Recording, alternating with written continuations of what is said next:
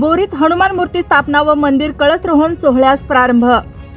जिंतूर तालुक्यातील बोरी येथील जिल्हा परिषद शाळेच्या पाठीमागे दत्तनगरमध्ये लोकसहभागातून हनुमान मंदिराचा जीर्णोद्धार करण्याचे काम अंतिम टप्प्यात आले आहे। हनुमान मूर्तीची स्थापना व मंदिराचा कळसरोहण सोहळा आज बुधवार दिनांक 16 जुलैपासून प्रारंभ झाला आहे।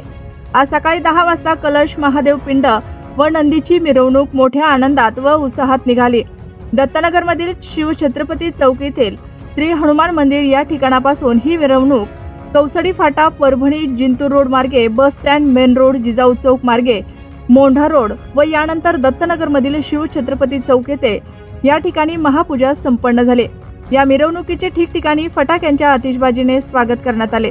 तसेच विविध ठिकाणी भाविकांनी फुगडी खेळून तसेच हनुमानाचा जयघोष करत आनंद साजरा केला। श्री हनुमान मंदिराची रंगरंगोटी करण्यात आली असून विविध रंगाच्या दिव्यांनी व फुलांनी मंदिर उजाळून निघाले आहे।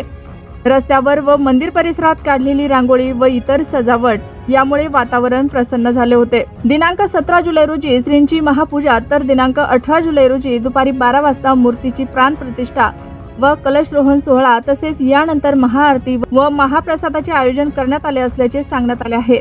बोरी येथील दत्तनगरमधील श्री शिवछत्रपती चौक येथील हनुमान मंदिर भाविक भक्तांसाठी श्रद्धास्थान आहे। दरवर्षी भगवान मारुती जन्मोत्सव तसेच विविध कार्यक्रम या ठिकाणी आनंदाने व मोठ्या उत्साहात संपन्न होतात।